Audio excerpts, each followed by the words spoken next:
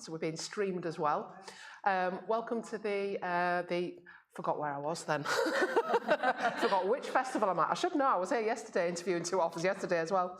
To the Bronte Festival of Women's Writing, and the theme is Web of Childhood, which is such a wonderful theme. So I'm really delighted today to be talking to Liz Flanagan, author of numerous children's, young adults books, and future adult book as well, which we can talk about a bit later. So I'm going to give you a quick intro, and then we'll get to talking about the books. So Liz Flanagan is an award-winning author who writes for children and young adults. Her books include the Wildsmith series, illustrated by Jo Todd Stanton, the Legends of the Sky series, and Eden Summer, which was nominated for the Carnegie Medal. She has a PhD in creative writing, and she teaches it herself now, as well as working as a mentor. She used to be the Centre Director at Ted Hughes Avon Centre, and previously worked in children's book publishing as an editor.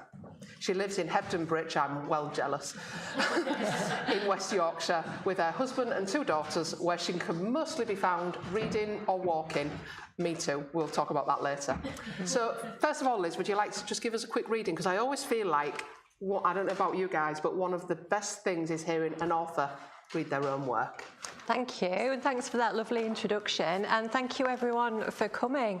So this book has just arrived at my house, like hot off the press, and I haven't read from it yet, so bear with me if you know, I seem a little unfamiliar with it, because you kind of get used to reading the same bit, don't you? But you're the first people to hear this. So in this series, this is book 4, and it's about a girl called Rowan who is a wildsmith, and I decided that was someone who could talk to animals and heal them. And at this point in the storyline, a young prince has been kidnapped, and she and her friends and family are trying to bring him back within 3 days. And they've just heard a strange noise as they get into the mountains. Rowan heard a new sound, but Grandpa, listen. She held up one hand for silence, and she moved towards the noise. It came again, a high whimpering squeak. She saw something moving. It was almost dark now, and this seemed like a shadow come to life. For a moment, she wanted to run away. What if this really was a doomsdog and it was warning them of something bad? Then she saw it, a small black puppy, shivering hard. It had thick, fuzzy fur, huge brown eyes, velvety ears, and a shiny little nose. Oh, did you get left behind? I won't hurt you, Rowan told it. Aren't you beautiful? She reached out both hands to pick it up. Don't be scared, I'll help you. The puppy whined again, and the helpless look in its eyes made Rowan's heart ache. Come here, little one, she said, I'll look after you. She took her gloves off so it could sniff her hands. The puppy bared its teeth in a tiny snarl. It growled fiercely and nipped her hand. Ouch! She sensed its confused thoughts. Danger, big, new, danger, hungry. Suddenly, Rowan received a memory from the puppy, as clear as if she'd seen it herself. Hands were reaching down and grabbing him, painful fingers through his fur. Then came worse. This pup heard his mother escaping, carrying her other pup carefully in her jaws. Don't leave me, this puppy had howled, heartbroken. Full of terror, the puppy had bitten the man hard. The pup had fallen, managed to run and hide, but his mother and brother were gone. He'd been left behind. Tired, scared, and hungry, Rowan blinked, coming back to herself. What had just happened? She'd never done that before. She'd heard animals' thoughts, but this was different. It was as if their minds had been joined. Rowan stared at the little puppy in shock. And the best thing about these books are Jo Todd Stanton's illustrations. They are amazing. And he's got such a lovely picture here of Rowan meeting this little puppy for the first time. That was lovely. Thank you so much. Before we actually come to the books, I think it's interesting that the story, she heals, loves, has an affinity for animals, because I read that you foster cats, and I'm just fascinated by that, because I've got 2 cats that need to be taken in, but they are being now. But anyway, and do you think that feeds into why you've written about that? Yeah, and definitely. Cat love. Yeah. So this series came about in that weird summer of 2020. I just had a book rejected, and all the bookshops were closed, and I couldn't do any of the things, that I thought were going to happen that year, as everybody discovered. And, I wasn't a frontline worker. So I was at home thinking, what do I do? What do I do next? And I'd been fostering cats and kittens. And then, it's not a big leap to think, oh, what if there was a girl who fosters magic animals? So definitely. The thing I'd found when you're fostering animals, there comes the day when you've got to say goodbye. And I'm such a finisher. I like to complete things and tick a task off. So I was really pleased that I'd finished my job. I'd handed this little creature over to somebody who would love it forever. And then at the same time, I was gutted because I'd loved it and cared for it for usually quite a few weeks, sometimes months. And it was a really bizarre feeling, that bittersweet feeling. And I'm like, what is this feeling like? And so I gave that feeling to Rowan in the books. So I think we all do that as writers, don't we? We take something that we felt and then we turn it into fiction. That's why it does work so well, because I did feel like that really came from the heart, the animal love. So a deep question, first of all. What do you think the secret is then to a great children's book? Ooh. So I think child readers, like adult readers, we all have particular tastes, don't we? We have our own preferences, and I feel really strongly that children should be allowed to choose what they read. So I feel like we need a huge variety of children's books, so kids get to go, yeah, that one, that's for me. And then I think whatever kind of book it is, if the person who's written it is passionate and connected to the subject, whether it's a fact book about dinosaurs or, whatever, it's a funny book, or, as long as the writer feels strongly about it and has put as much as they can into it, I think that's probably... Because I think the greatest children's books speak also to adults, don't they? It isn't only that they stay with us maybe when we become adults and we still love those books, but a great children's book can be read as an adult, even if you didn't read it as a child sometimes, don't you think? I think that's true, but then also when my kids were teenagers, some books I read and I was thinking, yeah, this one isn't for me actually. This is speaking really just for teenagers. And that's also as it should be, isn't it? You should have something specifically for you. I suppose otherwise we're stealing their stuff, aren't we? But I hear what you're saying about lasting and being read by different people. Because there was a comment yesterday that Lucy brought up that a certain writer had sort of sniffed at writing for children as though it was something beneath him, which really I found quite shocking, because I feel the opposite. Like, I would love to write a children's book, but I feel like that would be a privilege. That would be the hardest thing I would ever do. How could anybody think that writing a children's book would be a lesser thing to do as a writer? Yeah, it's so short-sighted, even from a really kind of economical way of thinking, well, hang on, if we don't have child readers, we won't have adult readers. So these are the adult readers of the future. It makes sense for everybody to nurture young readers for so many reasons. I could talk about that all day. Yeah. Well, you're here, you can. So you mentioned the illustrator in your books, and they are beautiful illustrations. They're kind of simple, but enough to sort of fire your imagination, because you almost don't want to be told how you see it, but you want to maybe a guide. And I did laugh the other day because there was a drawing in this one, and the Wildsmith, the Grandpa Wildsmith, he looks like my neighbour. Oh. So I now have even more of an affection, and I'm wondering if my neighbour knows how to heal animals. So how important do you think illustrations are? Did you have a say in who you got to illustrate yours? So I think illustration is so important. Have you ever had that experience where you come across a book that you had as a child that you'd forgotten about, and then you see the artwork and it just is so direct and immediate, isn't it? It just takes you back there. It's so powerful. I think illustration is a really important art form. And for me, I was really lucky. I didn't know Jo's work, but these books are designed by a brilliant designer called Becky Chilcott, and she knew Jo, and she said, let's let's approach him, see if he's free to do this. So it was a complete luck on my part and a privilege. I've never met Joe, but I love his artwork. And the process goes that I send a little description of the characters, and then he sends sketches, and we all look at the sketches and we say, oh, you know, the text says this, maybe you could change it to match the text. And then there was one time where we were on such a tight schedule and he'd drawn a particular creature in a certain way and there wasn't time to get him to redraw it. So we went, do you know what, I'll just change the text. It's quicker to match your amazing artwork. So it's, you know, it is quite a collaborative process, but we've never been in the room together. Yeah. Wow. So it's instinct really, isn't it? And just that creative, wow. Yeah. That's interesting to know.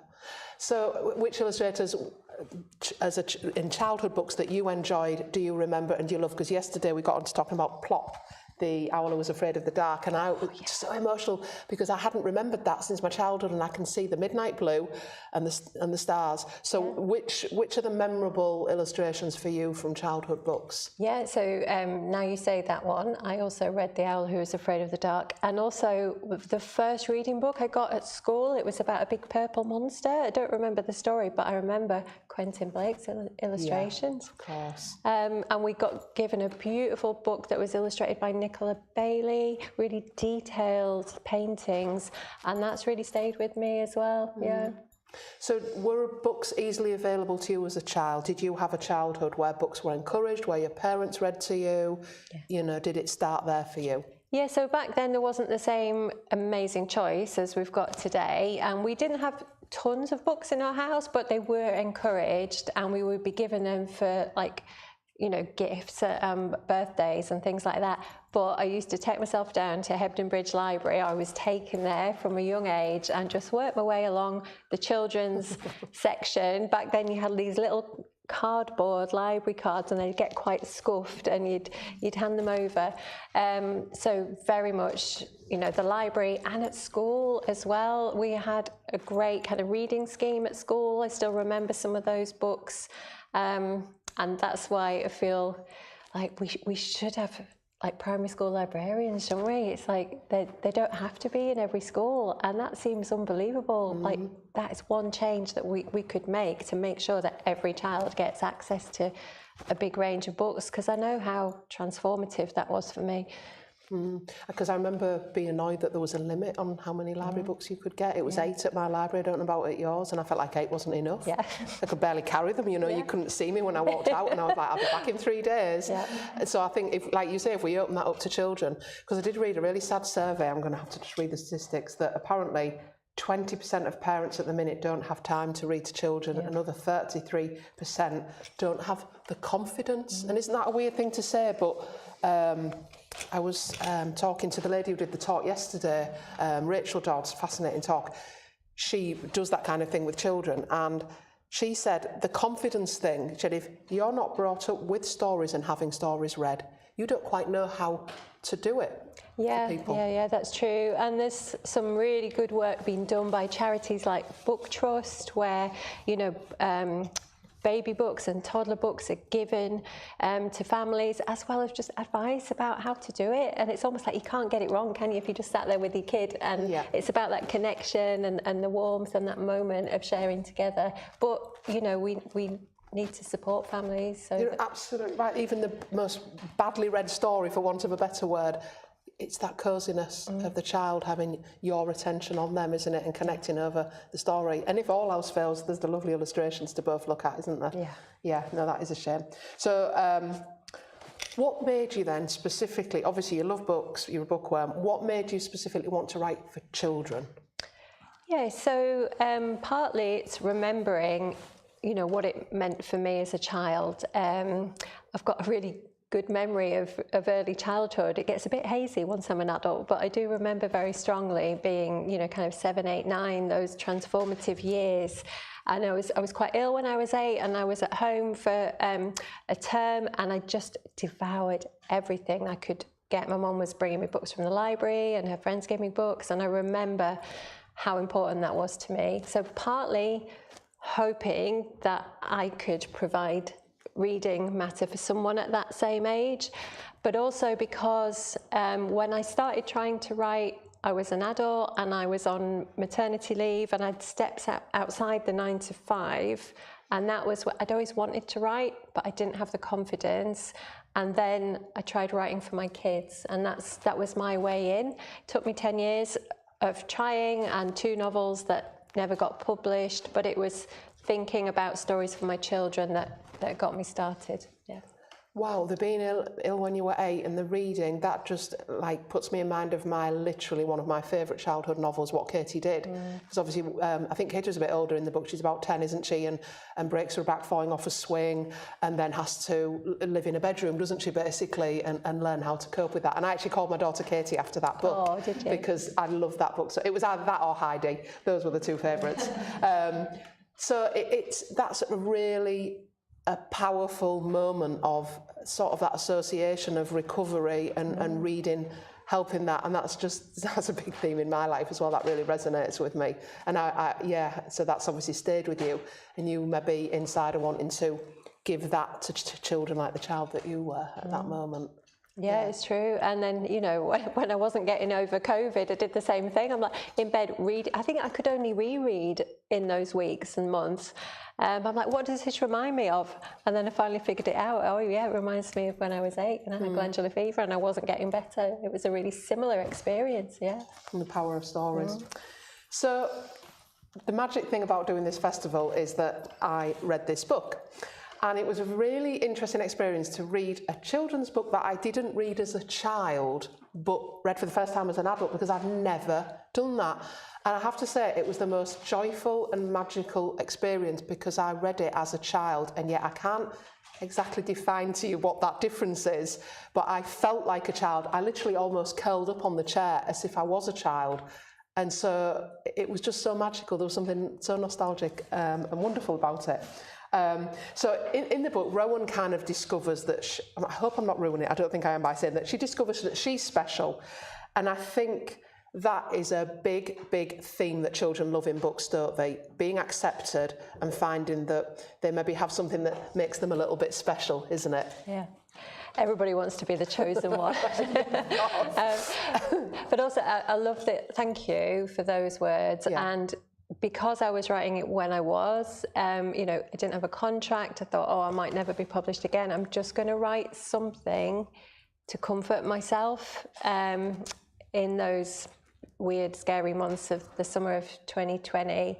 And so that was your COVID book in a way then? Yeah, yeah. Because a lot of writers have their COVID book, don't they? Yeah. That they'll always look back on as the COVID book. So I wrote it for comfort and escape. So it means a lot to hear that. Thank you.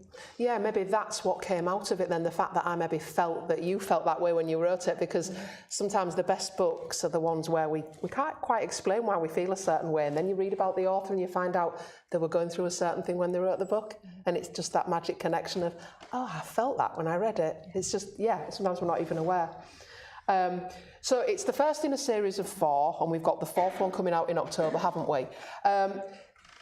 Books in a series are really popular for children, aren't they? More so than for adults. So why do you think it is that they like to have, I don't know, just a continuity and more? Oh, that's a good question. So I think, especially for this age group, because it's got really short chapters and it's aimed at readers who are newly confident, and I suppose they know what they're going to get then. They've got to know the characters, and it's like, yeah, hopefully more of the same, but with a twist. And so I always planned this series as a series of 4, whereas in the past with my other series, at the end of each one of this series, The Legends of the Sky, I kind of wrote one and thought it was complete, and then went, oh, I don't think I'm finished. I'll try again. and then I thought that was complete. I thought, actually, I've got an idea for another one. So they're kind of standalone, but in the same world. So it was a different writing experience and probably a different reading experience as well. Whereas this one, it definitely, you kind of need to follow the story through, and there's a big cliffhanger at the end of book 3, so hopefully you come back and read book 4. So there are definitely only 4 of this. We can't expect any more in that. Well, never say never. Okay, yeah, I've not got to the end yet to see how complete. So if you want to maybe just tell us a bit, I've brought, which one have I brought with me? The bottom one with me. I think, is that the first one in the series, which I'm hoping to start on the train home. So tell us a little, I mean, they're bigger, are they? Are they for an older group than this, would you say? Yeah, so I think, publishing likes its categories, doesn't it? So I started off writing YA, and then I went down an age category and wrote what is probably middle grade, but it's upper middle grade, probably 10, 11, 12-year-olds might read it. And then Wildsmith is the younger middle grade, maybe 7, 8, 9. But then add into the mix that reading ages have changed, as we talked about yesterday. Some people were talking about this. So, it's a shifting thing. It's not set, those categories. They do move a little bit. Do you have a favourite age group to write for? Oh, that's tricky. I'm really enjoying writing for 7, 8, 9-year-olds at the moment, because sometimes you think, oh, maybe it's the first time that they've read a book about dragons. I mean, maybe not, but you feel like there's a freshness to the reading, and I love going into schools and working with Key Stage 2 because they have the best questions in the world. It's fantastic. They do have brilliant questions. So tell us a bit about the story in these 3. Yeah, so I was thinking quite a lot about trying to write a story that dramatised some big questions, about belonging and migration and things like that, but to have the magic of dragons at the heart of it. There's a servant girl, Miller, and she finds the last 4 dragon eggs in the world, and she finds herself hiding them and caring for them, and there's like a power-hungry duke who wants the dragons and the power for himself. But on the night of the full moon, when the dragons hatch, Miller gets to be in the room, and a dragon chooses her and bonds with her. And again, it's that thing, we all want to be chosen, don't we? We all want to feel special, and it's a bond for life. And soon the dragons are massive, dangerous, fire-breathing creatures. But Miller gets to ride on her dragon, and then there's a revolution, and it gets quite exciting at the end. There's a big battle scene. So in a way, it's about power and justice, but it's also about really beautiful creatures. There is an endless fascination, isn't there? If it's not wizards, it's dragons, unicorns, and then witches. We're still very obsessed with witches. Witches are brilliant. I feel like fantasy, I think you actually said this somewhere, fantasy lets us explore, as you said with the theme in there, real world problems in a safe, ideal way for kids. I mean, we do that in books for adults as well, but would you say that's true? It's a safe sort of way to explore certain feelings about real life issues via fantasy. Definitely. I think fantasy lets you explore stuff in an arm's length way. So in Wildsmith, I'm thinking about like poaching and deforestation and like the natural world quite a lot. But I wanted to protect children. It can be very easy to veer into kind of thinking about climate in quite a scary way, and so instead to focus on the bonds with living creatures and the beauty of the natural world, and that seemed like a more contained way to think about those things for children. Yeah. And are your own children bookworms, and do you test your books on your children, and what are their opinions? So my eldest, my daughter, is very much a bookworm, and my youngest, now they just read fan fiction because they like to know what's going to happen, and it comes with tags, so it says if it's going to be scary or what the ending's going to be, and I understand that. That's a different kind of certainty in an uncertain world, isn't it? Yeah, and actually I did get feedback from them when they were younger, when they were about the same age as my audience, but now they're grown up. I'm going to say they're older now, aren't they? So you're kind of not writing for your own children. I wonder if that's what made you, is that what made you think about writing for an adult and nothing to do with that? Just fancied a change? I probably fed into it. I hadn't thought about that. Because my children are adults, so they can read my books if they want, they don't always, which is maybe a good thing. But I will give my daughter credit. She did read one of them and she loved it so much. She had post-it notes and bits underlined, and that was the best review ever, to have my daughter underline certain things. And at first I thought, is she underlining it because she's criticising? But it was because she loved it and wanted to remember that. And that meant the absolute world, you know. Yeah. So I read as well that you absolutely love walking in the woods. And we talked a little bit in the green room about, and you've mentioned your love of nature in here. You said it's good for your mental health. Totally agree. I like walking on the Yorkshire Wolds near me.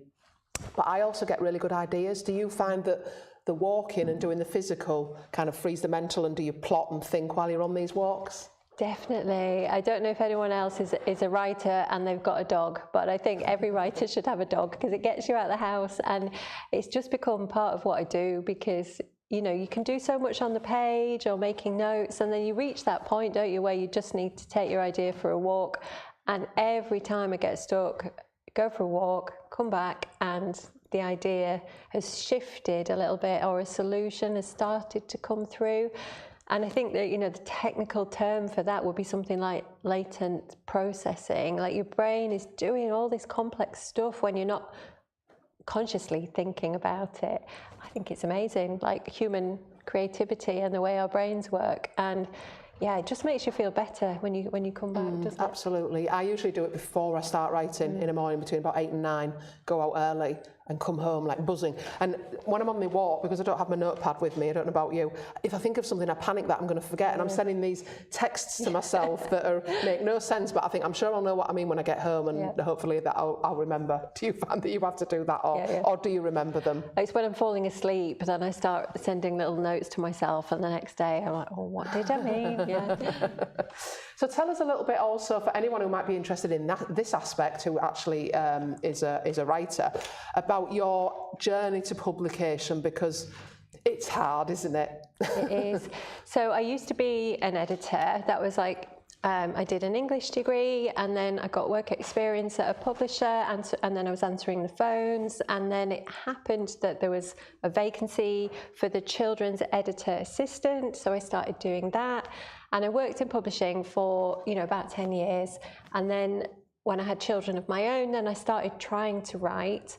I also ran a writing centre, and for me that was really transformative, because yes, I might have been making the lunches and unblocking the drains, but I was also listening to conversations about writing, and I got to interview other writers and ask them questions. And I think I'd been getting it wrong. I thought that writing meant sitting down at a desk and your book kind of pours out of you fully formed. And I thought, oh, well, I'm not doing that, so I'm wrong. I didn't understand about, you know, the wispy little vague beginnings of an idea, and then the messy, messy first draft, and all the many drafts. There are always so many more drafts than you think, aren't there? So then I started to learn that over the years of trying, and I didn't understand about story structure or engaging characters, and so I had 10 years of learning that stuff and trying. I did get an agent when I'd written my first novel, but it was the third novel that was my debut, and by that time I'd written some folktale retellings. I'd sent some picture book texts to a publisher, and they said, we don't want these, but would you like to try writing some folktale retellings for us? And I jumped at that chance. I was really grateful. And then I saw a PhD in creative writing advertised with a studentship. Now, this is just pure luck, and I can't believe that I was in the right place at the right time, applied, had an interview, and it meant for 3 years I had creative and financial support. I mean, that was just amazing. And I wrote Eden Summer, which was my first novel. At that time in my life, I'd had some bereavements. My brother, my best friend, had died, you know, relatively close together. Those things had happened, and it had knocked me for 6. And I was thinking, what would it be like for a young person to be dealing with bereavement? And Eden Summer kind of came out of that, set in Hebden Bridge in my hometown, and the girl, Jess, her best friend, has gone missing, and she looks for her over the course of a day. So it had quite a tight time frame, and that helped me with structure, which I'd struggled with in the past. And then it was published with a small publisher, David Fickling Books, and they're so unusual. They said, what do you want to write next? Whatever you, and I said, well, I've got this fantasy novel. And they went, okay, let's see that. Any other publisher would have said, we'll have another YA novel. Yeah. Same again in a year, thanks. Yeah. But they said, no, you write what you want. So then I wrote Dragon Daughter, and then I wrote the follow-up, and I presented the third book to them in 2020, and they went, we can't take this on, bookshops are closed, we don't know what's happening. Completely reasonable. Yeah. But I took it really badly. Yeah. It was really hard to hear that, because I really wanted the final part of the trilogy to get out there. And so then I wrote Wildsmith, yeah. And that went with UCLan Publishing, a small northern publisher based at the University of Central Lancashire. And then they said, well, if you can get the rights back for the first 2 books in the series, we'll publish the trilogy. And it was so kind of David Fickling Books to say, okay, we'll give you the rights back. And UCLan have published the whole trilogy. Wow. And now they've launched an adult list, so they're going to publish my adult book and another children's book. So I feel really lucky that I get to work with these small committed publishers, and where it's proper, like, face-to-face, they know you, you know them, you've got a really good working relationship. And I'm also really pleased that publishing is moving north, and there are northern networks now of publishing professionals. I'm in Children's Books North, which is a network for writers and publishing professionals. And I've been teaching about publishing at York St John University, so it feels like there's stuff happening locally, and I've gone off topic. No, it's fine. Go off topic. It's fine. But it's really weird how you navigated, and there were a series of lucky chances almost, you know. Yeah. And I think every writer has those moments of this happened on that day and it led to that, you know, and you, unless you're very privileged and you have it, you know, you have the help, which a lot of northern writers don't have that, you know, everything's very London-centric still, even with these things happening in the north, isn't it? With the indie publishers, as you say, you get that freedom. My first publisher was an indie publisher also, and had a little bit more freedom to genre hop, and then you want the dream of the bigger publisher, but then you're a small fish in a big ocean, very little freedom. There might be slightly more money, not much more, slightly much more, but it takes almost that. So it's such a hard industry, isn't it, sometimes, to find the right balance of being able to do what you love, but you also have to make a living. We were talking about this earlier, and what a weird industry it is, you know, so even when you're published, you know, I know what I'll be doing for the next year, maybe 2 years. You just don't know after that, because it depends on, will readers like the book? Will the book sell? You know, there are no guarantees, and every single author I know, even really, really successful ones, they've had downturns, they've had knockbacks. It's a bit of a roller coaster, isn't it? Always, It's not guaranteed, no. But then the rewards are enormous, you know, both in terms of your own creativity and reaching readers when you can. This is why you have to love it, we were saying, because if you don't love it, you're going to stop if you don't get that big money, that big deal. Whereas if you love it, you're going to carry on anyway, aren't you? Because you can't not write. So you also mentor as well, and you said that gives you great satisfaction. So tell us about that, and have you ever helped anyone else on that publication journey, and what does that feel like if you have? Oh yeah, I love mentoring. So I was teaching, and when I stopped teaching, I started mentoring. So I just work with people one-to-one. Often they approach me through my website, and it is so satisfying and lovely. And I feel like all I'm doing is sitting there and asking questions, and, you know, supporting that reader in their process. They're the writer, they're doing all the work. It's their vision, it's their project, and I'm just there in a support role. But it's so lovely when you see. I was working with someone earlier this year, and we had our first meeting, and I asked some questions and gave some feedback, and she went away and she rewrote it like an absolute professional. She transformed it, and I could see how fantastic the changes were, and that's really exciting for me. And I've worked with an organisation called Write Mentor, some of you might know. I did one of their summer mentoring programs, and the writer that I worked with has now announced a really successful project, not the one I worked on with her, but again, it's part of her journey, and it's brilliant. I think children's writers are a lovely community, and it's very supportive, and it's brilliant to see. Yeah. One of the big supporters, we just saw Jacqueline Wilson in the green room earlier, by the way, and we were just like fangirling, weren't we? Yeah. She's gone off wandering now around Haworth, and I said, can you imagine the people out there now who will be like, is that Jacqueline Wilson? But she seems absolutely lovely, doesn't she? So if anyone here were wanting to be a children's writer, what would your top tips be for writing a children's book? I would say, excuse me, such a big field. You know, children's literature. I think just be really clear on your readership. Who is it you're writing for?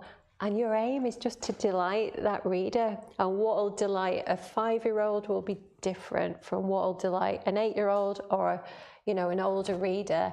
So I think just do your research in that area, you know, see what's out there, and then write what you would have loved at that age, you know, steer towards the stuff that you love, and that'll show on the page.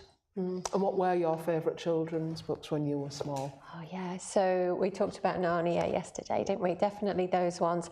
And there was a book by MMK called The Ordinary Princess, and it was about a girl who didn't want to be a princess, and she ran away to the woods and lived in a little house with a squirrel and a bird, and I think, oh, I've not come very far from that. I can see the inspiration. Yeah. So what's next? You mentioned earlier that an adult book, so tell us about how different that was, what made you write that, and can we soon read that? Yeah, so again, it was something that came from circumstances. So it was in 2021, obviously things were still unpredictable, and bookshops were closed, and I'd written The Pirate's Dragon and thought it had been rejected, and I'd heard that writers and other creative people can get funding from the Arts Council if they do something different. You know, it's kind of to support a change in your creative practice. So Is that a current thing? That's just interesting to know. Yeah. So if you completely change the thing that you write, like the genre and the type of writing. If you're having a kind of change in your practice, it's called Developing Your Creative Practice. And if you have a look on the Arts Council website, it's got more information about that. So I thought, well, what's different for me writing for adults? And I'd always wanted to try writing a historical novel. Where I live in Hebden Bridge, there's a really steep cobbled track that brings you up to Hepton Stall, and I walk up there nearly every day. And I'd heard that there was a battle there in 1643, 1644 in the Civil War. And when I was little, there was this man who would dress up as a Roundhead soldier and ride on the main road between Halifax and Hebden Bridge on a big black horse. I don't know if anyone else is local, anyone saw this. You'd be driving along and you'd suddenly see this, and it would seem like a ghost. And it just stayed with me, that image. And so when I was thinking about what could I write about, I thought, well, what would it have been like to live through that? And this was a time, maybe it was a post-Brexit time, and there were certain members of my own family that we'd avoid discussing certain subjects because we disagreed about things. And imagine if you were on the opposite side to your family in a civil war, what would that feel like? Wow. So the story is 2 sisters in the Civil War, and there'd been a really terrible plague outbreak about 12 years earlier, and a lot of the village had died. So I was thinking about quarantine, you know, and who was inside the house, who was outside of the house, and then division in families. So it's these sisters' experience of that time. That sounds absolutely fascinating. And so have you got a book deal with a different publisher? What happened there? It's the same publisher, because luckily my publisher launched a women's fiction list. So this book will be out in May 26, and it's for adults, but I'm still writing for children as well. I'm writing another fantasy book for a similar age group. Yeah. Wow, isn't it weird how far away publishing is, that, you know, a book out in 2026? But that's how far these things happen, don't they? You sign a contract and you're excited to talk about it, and they say you can't talk about it yet, it's 2 years away. I know. In a year you can talk about it, and you're walking about and putting these cryptic things on social media, aren't you? I've got great news, I can't tell you what it is yet. Everybody inboxes you. My secret's safe with you, isn't it? And the internet right now, yeah, the people streaming online. So what does your writing routine look like? Is there a routine, or are you, you know, as and when, or do you have a routine that makes you get the work done? I think it's quite flexible, and in the past I've had to be flexible around my family. So I know that I work best in the morning. I work best when I've got a few days on the trot. So at the moment I'm going to be doing quite a lot of events over the next few weeks, and I've got my big edit letter and it's just sitting there, but I'm not going to start editing until the other side of the events. And I think it'll be quite good just to sit with all that feedback and let it percolate a bit. But when I have got a run at it, I just work every morning. And I think there's something about not pushing, you know, to work 9 to 5, that doesn't work for me, unless maybe I'm at the end of a draft and it's really, really flowing. It's better to do a few hours really good quality work and then do that walking and thinking. And there's something about that balance. You've got to have thinking time built in, and that counts as writing too, even though you might be staring out of a window and somebody might think, well, that's not working, but it is. It's all part of the process, isn't it? And then, of course, there's always a huge amount of admin, you know, organising school visits and things like that, and doing your own accounts, all that stuff, doing social media. So maybe I'd do that in the afternoon, do the creative stuff in the morning. Is that what you do? I'm just smiling because we have the same routine. Yeah. A walk. I think early in the morning, and usually I'm done with the physical typing, writing by about 3. And then, as you say, social media, that can eat into at least an hour or 2 of the day. And I don't know about your contract, it's actually was included in a few of my contracts that I have to be active, have to have the Amazon account, have to have the Goodreads account. You know, it started being included that an author has to be responsible for that. So 50% of the writing is the writing, isn't it? And 50% is the marketing. And then there's this other percent we don't account for, isn't there, of actually living, like you said, and thinking, staring out the window, which is a good, you know, you have to do that, or where are the stories coming from? So you're getting these edits soon. Beyond that, where do you see yourself? Do you see yourself still doing children's and adults? Is there something you haven't written yet that you would really love to, that's completely different to any of those? Or are you just going to wait and see what happens? I think it's the latter. It's wait and see, because I think every book that you write teaches you something, and maybe you don't even know yet what you're going to be obsessed with next year. So it's a really strange process, isn't it? Just like waiting for your next project, waiting for your next obsession to become clear. And I don't know yet what it's going to be. I've got some ideas. I went to this wonderful conference the other day in Manchester where they put writers and illustrators in a room with ecologists, and the ecologists presented their research, and it was fantastic because they were so excited about bats or pine martens or moths or whatever it was. And I thought, oh, I'm just going to soak it all up, and maybe a story idea will come out of that. Yeah. Wow, exciting then to see where you go. Now, does anybody have any questions, and has anybody online, if Jack has a look, got any questions? Less of a question, really, more of a reflection on what you've been saying about making time to go on your walks. I did an undergrad in creative writing, and one of my lecturers, he gave us all a notebook. He bought everyone in the class a notebook, a tiny little black one, and it was our homework to go on a walk at one point in the day, and he would tell us to write down where we've gone on our walk, because he'd always say that one thought you could have on that walk is the equivalent to, say, 3 hours sat at a desk, because you could spend hours looking at a page and working over your ideas over and over again, but it's the reflection as you're out and about that is the thing that changes the trajectory of what you're doing. And it always worked, and he would always give us these notebooks, and you'd have to keep it with you wherever you go, because you can jot it down and you can think it wherever you are, wherever that moment hits you, you've got it with you. and that could be your work for the day or for the week.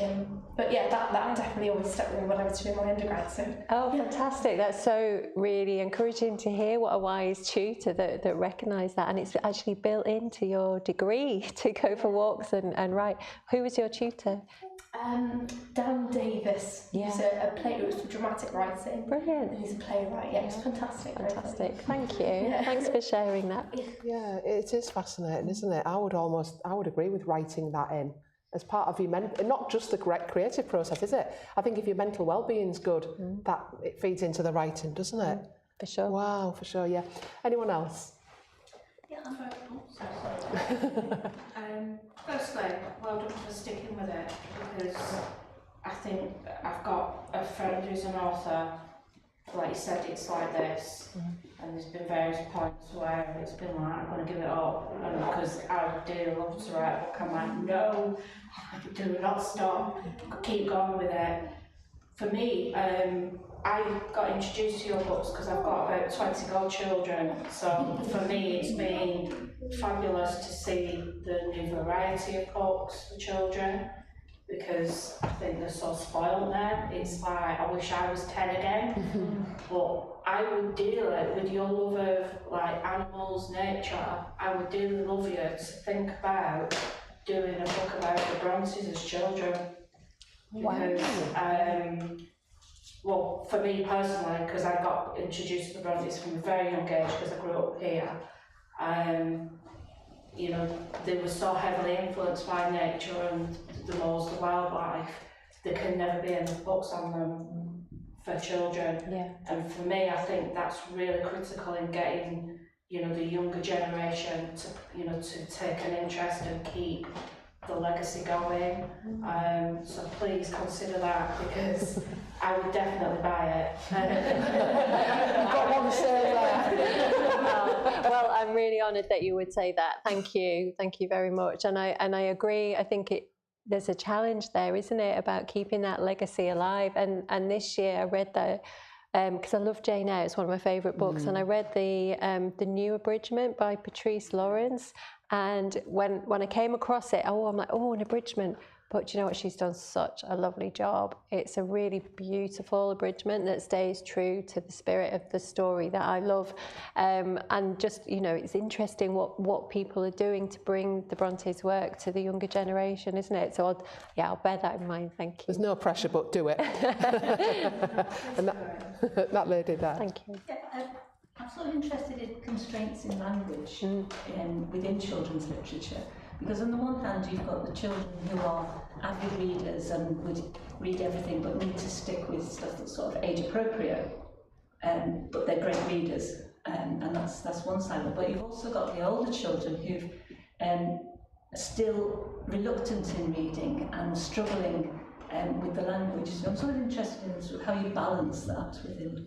Yeah, great question. Thank you. And it's something that I've got a changing relationship with. When I was writing this series, it was such a lovely challenge to try and create something that would be absorbing and exciting and pacey, but the language had to be really simple.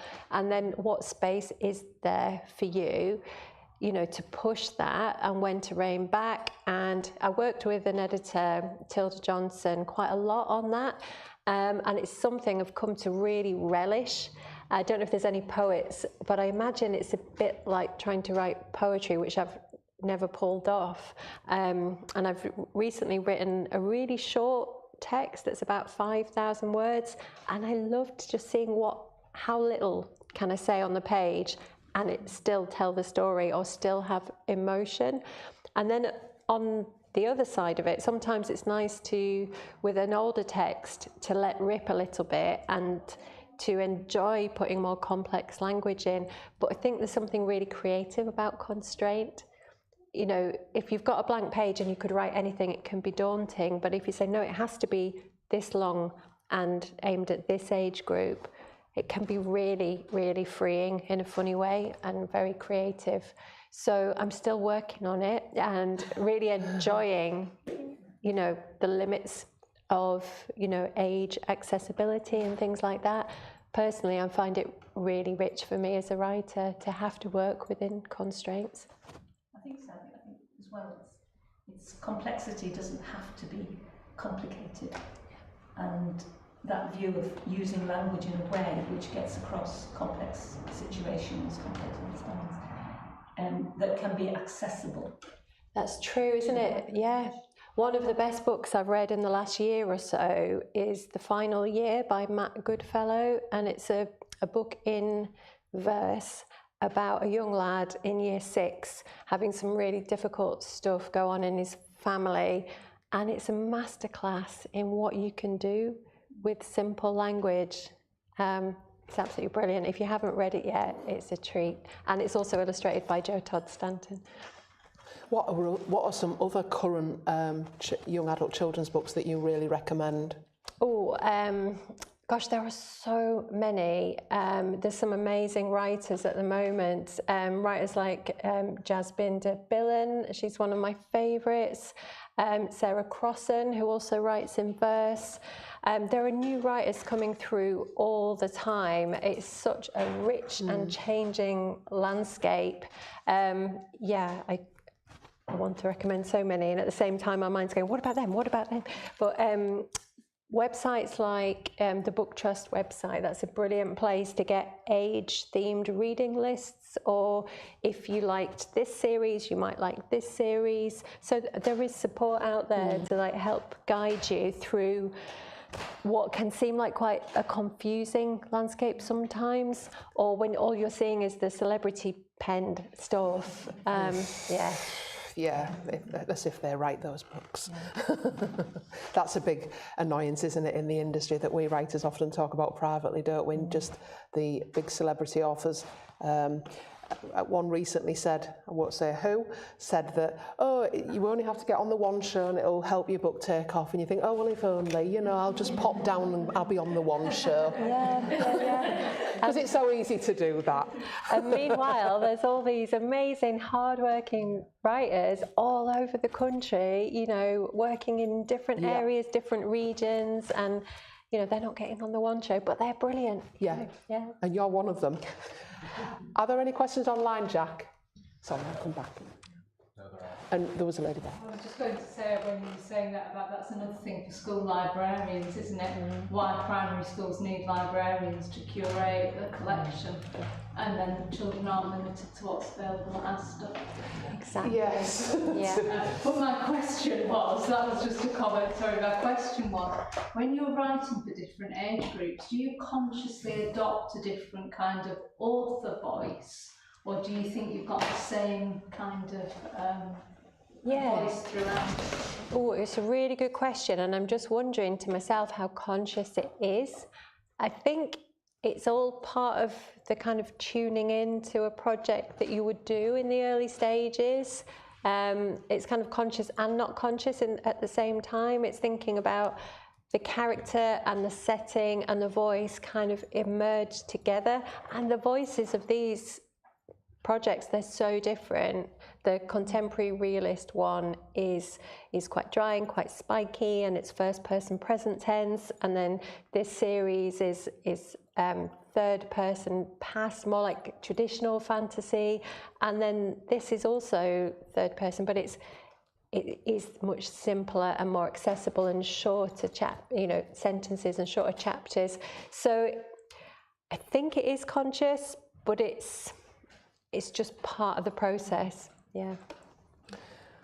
Well, this has been absolutely magical. I've learnt so much. I've enjoyed it so much. I hope you guys all have. So thank you for coming today. Thank you for those who joined us online. And there are numerous workshops going on, so just pick up a programme. They're just downstairs. And in another hour, I'll be talking to Jacqueline Wilson. I know, but it was an absolute privilege. Thank you, Liz. Thank you. Thank you. And Liz will sign books. We were told that we stay here. So if you want to buy the book, or if you've got own copies of the book, Liz will happily sign them for you. So thank you. You're welcome. That was